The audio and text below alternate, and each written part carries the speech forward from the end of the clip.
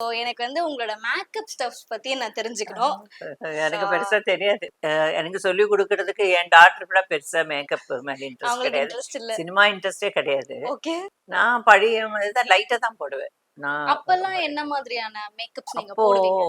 இது மாரி நெறைய பிராண்ட்ஸ் கிரீம்ஸ் மேக்ஸ் அது ஃபேக்டர் இதுன்னு. மேக்ஸ் ஃபேக்டர் இருந்துச்சு. மேக்ஸ் ஃபேக்ஸ் ஓகே. மேக்ஸ் ஃபேக்டர் இருந்துச்சு. ஓகே.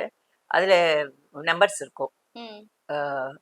625E, okay. 625, 626E, ம். ம். B ம். அப்படி இருக்கும். ஓகே. அது வந்து லண்டன்ல இருந்து இந்த ப்ரொடியூசர்ஸ்க்கு ஒரு கோட்டா இருக்கும். ஓ. இவ்வளோ ஒரு ப்ரொடக்ஷனுக்கு இவ்வளோ மேக்கப் செட்ஸ் ஓ. கொடுப்பாங்க. ஓகே. அதுல எல்லாமே இருக்கும். எல்லாம் சோ ஃபாரின் அவங்களோடதே உங்களுக்கு அவங்களோட ஓகே. அப்போ ஒரே மேக்கப் மேன் தானே இருப்பாங்க. ஓகே. ஒரு அசிஸ்டன்ட் இருப்பாங்க, ஒரு மேக்கப் மேன் இருப்பாங்க. ஓகே. எல்லா ஆர்டிஸ்டையும் இன்னும் எங்களுக்கு முன்னாடி காலத்துல ம். சிட்டி பாபு ஒரு மேக்கப் மேன். ஓகே. அவர் வீட்டுக்கு எல்லா ஆர்டிஸ்ட் பெரிய பெரிய ஆர்டிஸ்டுங்க சாவித்திரம்மா, தேவிகம்மா, அப்புறம் மற்ற பெரிய ஆர்டிஸ்ட் ஜமுனாம்மா ஓகே. இவங்கெல்லாம் போய் அங்க மேக்கப் போட்டு.